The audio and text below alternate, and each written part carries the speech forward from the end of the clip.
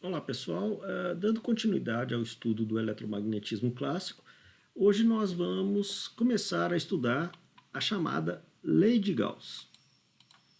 Então Gauss foi um matemático bastante notável que nasceu no século XVIII, morreu no século XIX, e que deu uma contribuição muito importante para a física no que é hoje chamada Lei de Gauss.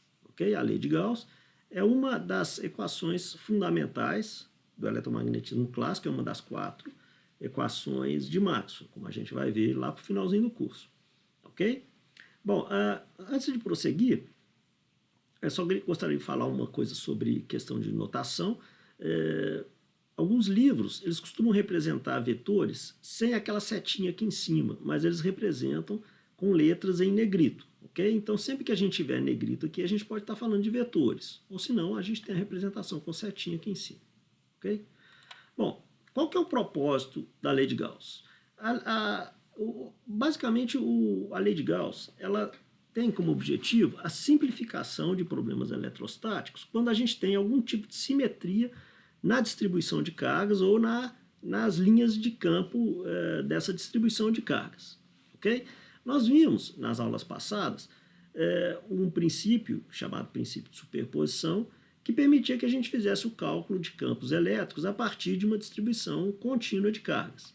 Okay? A lei de Gauss ela também relaciona campos elétricos com uma distribuição de cargas, mas de uma forma, em um contexto diferente da aplicação do princípio de superposição. Eu fiz aqui um quadrinho comparativo para a gente ter uma ideia sobre essas duas metodologias. O princípio de superposição ele tem uma aplicação bastante geral, ou seja, se a gente conhece como é a distribuição de cargas, basta fazer uma integração sobre todas essas contribuições para que a gente possa calcular o campo num dado ponto. Okay? Já a lei de Gauss ela só pode ser aplicada quando a gente tem algum tipo de simetria no seu problema, no problema que nós estamos abordando. A gente vai ver exatamente o que significa esse tipo de simetria. Então, nesse sentido, o princípio de superposição ele é mais geral do que a lei de Gauss como uma ferramenta de cálculo de problemas eletrostáticos. Okay? O princípio de superposição ele também tem uma aplicação mais direta. Então, quando você tem uma expressão como essa de K, dado que você tem cargas, você consegue calcular o campo sem maiores problemas. Okay? Já a lei de Gauss ela é um pouquinho mais abstrata, porque aqui você vai ter que ter uma chamada superfície e o cálculo do campo elétrico se dá em cima dessa superfície. Essa superfície é uma superfície que engloba uma certa quantidade de cargas. Essa superfície, chamada superfície gaussiana, que a gente vai ver daqui a pouquinho, ela é uma coisa que não existe fisicamente, é uma superfície imaginária, mas que ela é usada como uma ferramenta para o uso, para que a gente possa usar a lei de Gauss para fazer algum cálculo em eletrostática. Ok? Bom, o princípio de superposição, sendo mais geral e mais direto, ele tem a desvantagem muito grande de ter cálculos muito complexos. Ao passo que a lei de Gauss, se a gente puder aplicar a lei de Gauss, os cálculos são bastante simples.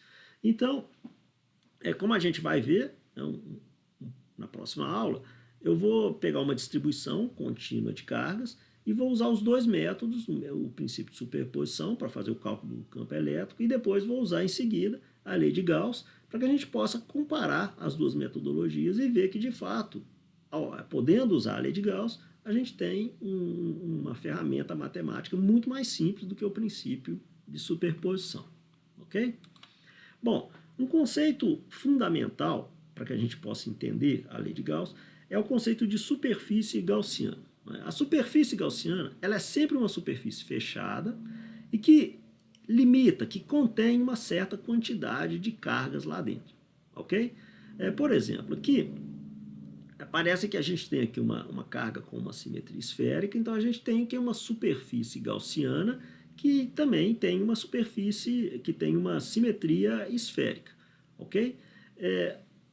A gente vai ver em alguns exemplos na próxima aula, que o cálculo de superfícies, que a escolha das superfícies gaussianas, elas levam em conta as chamadas linhas de campo.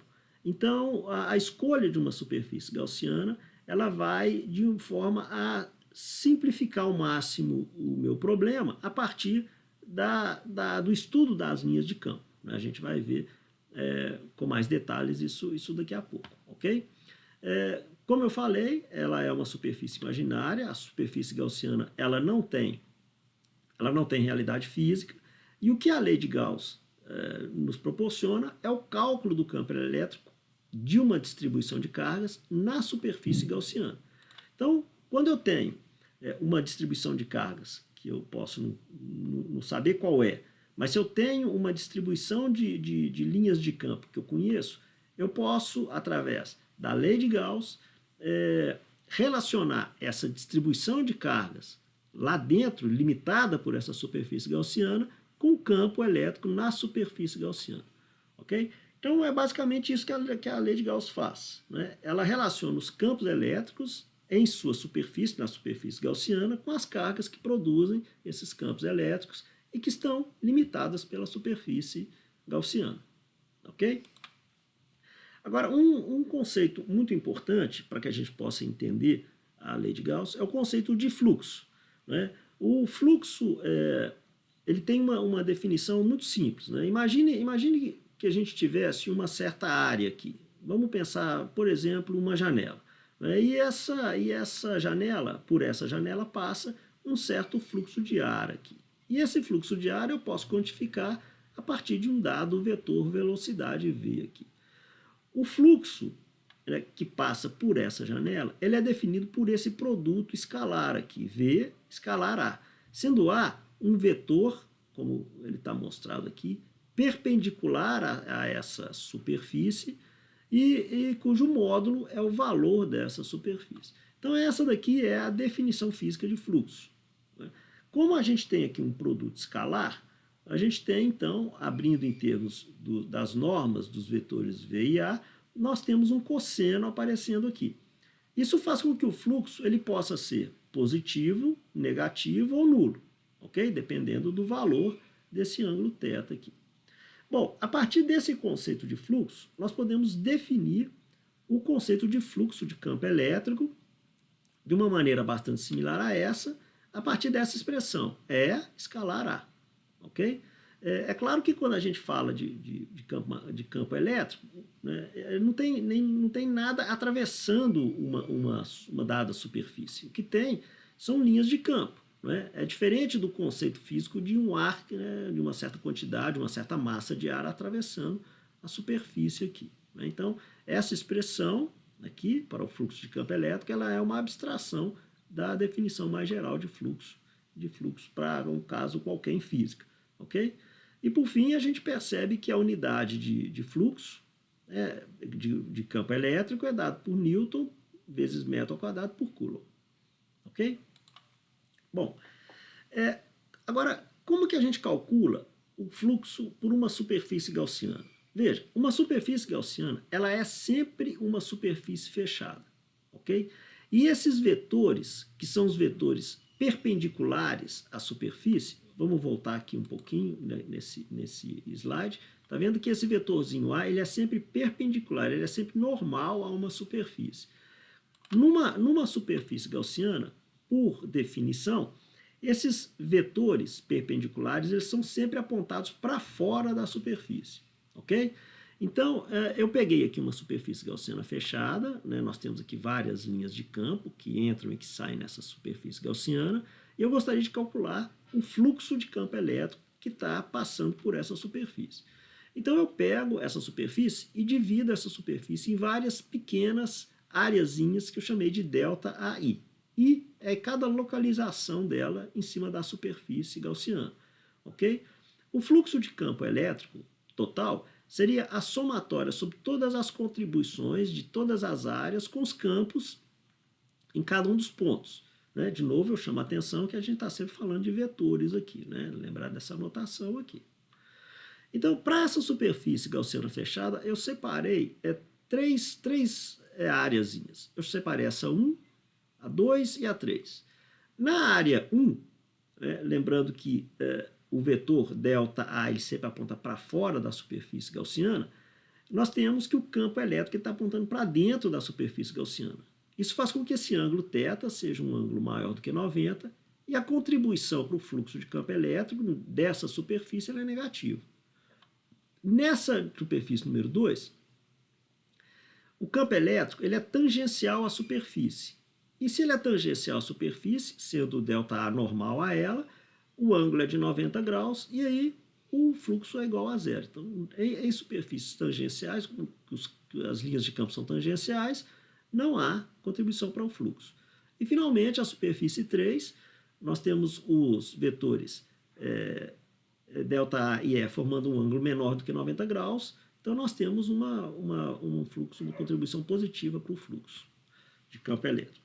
Ao pegar, então, todas essas áreazinhas pequenininhas e fazer com que elas tendam a zero, essa integração, esse somatório passa a ser uma integração sobre toda a superfície, e aí o fluxo de campo elétrico ele passa a ser simplesmente a somatória, a integral de E escalar dA sobre toda a superfície, essa bolinha aqui representa que é uma superfície fechada.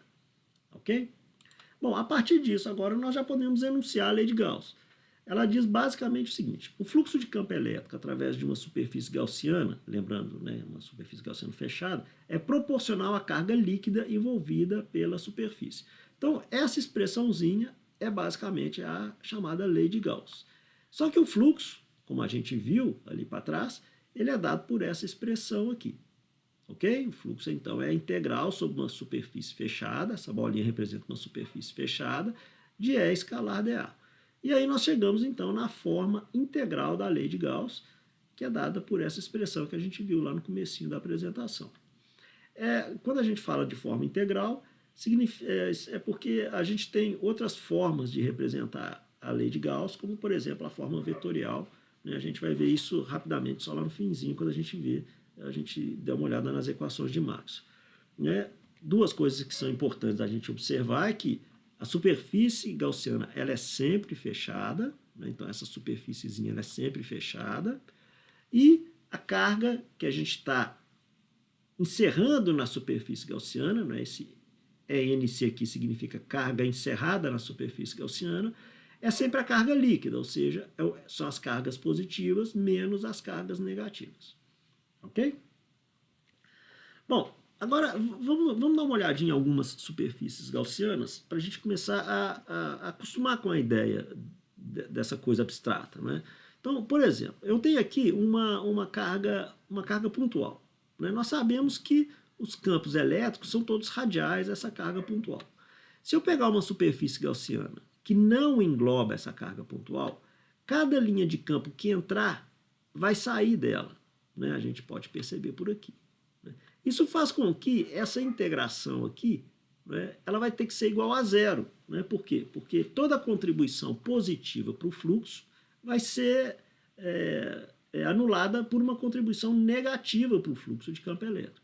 Isso significa, então, que para essa superfície em particular, né, as cargas encerradas por ela são iguais a zero.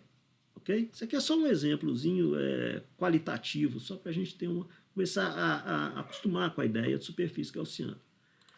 Né? Uma outra coisa que a gente viu, né, na aula passada foram os dipolos elétricos. Então eu desenhei aqui um dipolo elétrico e coloquei aqui 4 superfícies gaussianas para a gente entender o que elas podem nos informar. Então vamos pegar primeiro a superfície gaussiana A. Eu tenho a superfície A, eu tenho a superfície B, eu tenho a superfície D, e tem a superfície C que está aqui fora.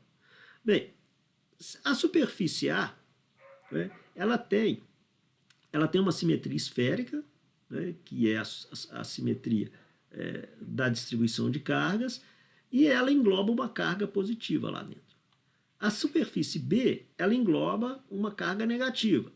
Né? Então, se nós fizermos o cálculo da lei de Gauss, tanto na superfície A quanto na superfície B, nós vamos ter o campo elétrico nessas superfícies e vamos usar as cargas Q+, no caso de A, e Q-, no caso de B, né, como cargas encerradas na superfície gaussiana.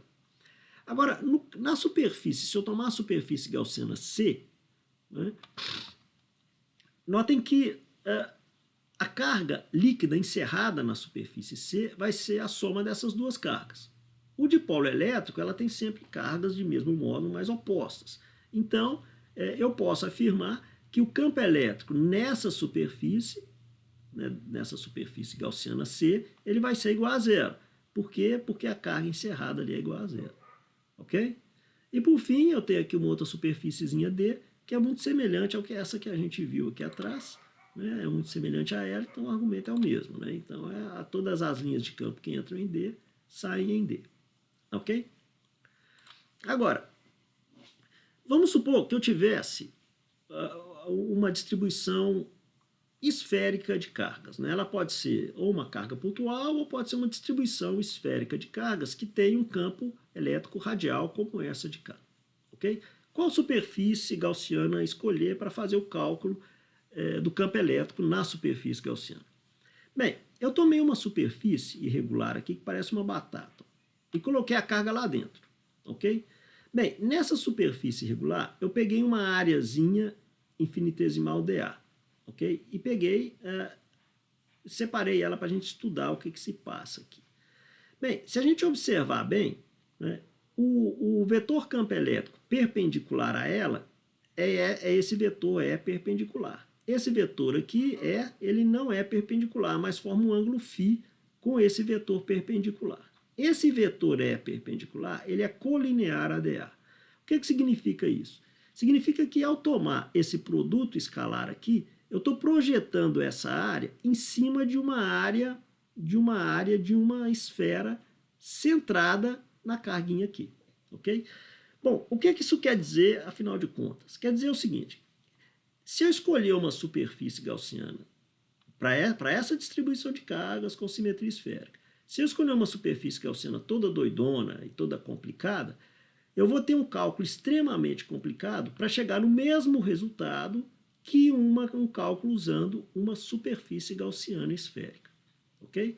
Então, a lei de Gauss, como a gente vai ver aqui em vários problemas aqui na próxima aula, ela é uma lei que foi feita para simplificar os problemas. Né? Então, e a simplificação vem da escolha adequada, da escolha certa da superfície gaussiana. Se você conseguir escolher uma superfície gaussiana adequada, você vai ter o mesmo resultado que você teria se você tivesse escolhido uma superfície gaussiana extremamente complicada e aí que levaria a cálculos também muito complicados. Então, a lei de Gauss, né, eu costumo falar, se o problema, né, no uso da lei de Gauss estiver muito complicado, é porque teve algum erro ali, porque ela foi feita, a lei de Gauss foi desenhada para simplificar os problemas. Ok? Vamos ver então um exemplo prático aqui. Vamos supor que eu tivesse uma carguinha pontual, né, mais Q, ou uma que tem uma simetria esférica de cargas, tem uma distribuição esférica de cargas, de maneira que eu tivesse um campo elétrico radial a ela aqui. Né? Então, qual superfície gaussiana escolher para aplicar a lei de Gauss? Bom, eu tenho que escolher uma superfície que simplifica o máximo possível a minha lei de Gauss, que é essa de cá. Ok? Vamos ver aqui, vamos escolher uma superfície que a carga está no centro dela. Então eu escolhi uma superfície gaussiana e coloquei a carga no centro dela. Essa superfície gaussiana é uma superfície esférica de raio R. Vamos ver se essa superfície gaussiana simplifica essa minha lei aqui, essa minha lei de Gauss. Primeiro eu observo o seguinte, que se a minha carga está centralizada na superfície gaussiana, o integrando, esse meu integrando, que é um produto escalar de dois vetores, passa a ser simplesmente um produto entre dois escalares. Nota bem, o E escalar dA passa simplesmente a ser E dA. Por quê? Porque esses dois vetores, o E e o dA, eles são colineares. Então, com isso, eu escolhi uma superfície que simplificou meu integrando aqui, né, a princípio. Agora, se eu escolho essa carga centrada na superfície gaussiana, o campo elétrico ele é constante em toda a superfície, até mesmo pela simetria do problema. Então, o campo nesse ponto aqui tem que ser igual ao campo nesse ponto, que tem que ser igual ao campo nesse ponto. Então, o campo ele é igual em todos os pontos da simetria. Então, a escolha dessa simetria em particular, dessa superfície gaussiana em particular, ele primeiro simplifica o meu integrando de maneira que eu passo a trabalhar com dois escalares aqui, e mais, ele faz com que o campo elétrico ele possa ser tirado fora dessa integral porque ele é um valor constante, ok? Então, o campo elétrico tirado para fora da integral, eu tenho então uma integral de superfície que nada mais é que a superfície de uma esfera de raio R. Então, essa integral, que é a primeira, que é o lado esquerdo da minha lei de Gauss, ela passa a ser 4πr2. 4πr2 é o valor da superfície de uma esfera, ok? Agora, pelo lado direito da superfície, da lei de Gauss. Pelo lado direito, eu tenho que a carga encerrada pela superfície gaussiana é simplesmente a carga que produz o campo, é o mais Q. Então, eu jogo mais Q aqui e tem então que o campo é Q 4πε0r2. Veja que ele me deu aqui um valor que é um valor escalar. Agora, pela simetria do problema, eu sei que o vetor ele é igual a esse vetor, a esse módulo que nós acabamos de calcular, apontado na direção do R unitário. Então aqui a gente percebe que a escolha correta da superfície gaussiana é que simplifica enormemente o uso da lei de Gauss. Ok? Bom, na próxima aula eu quero fazer algumas aplicações da lei de Gauss e, enquanto isso, vamos ficando aqui com o conselho do velho Gauss. Ok? Então é isso, pessoal. A gente se fala na próxima. Até mais.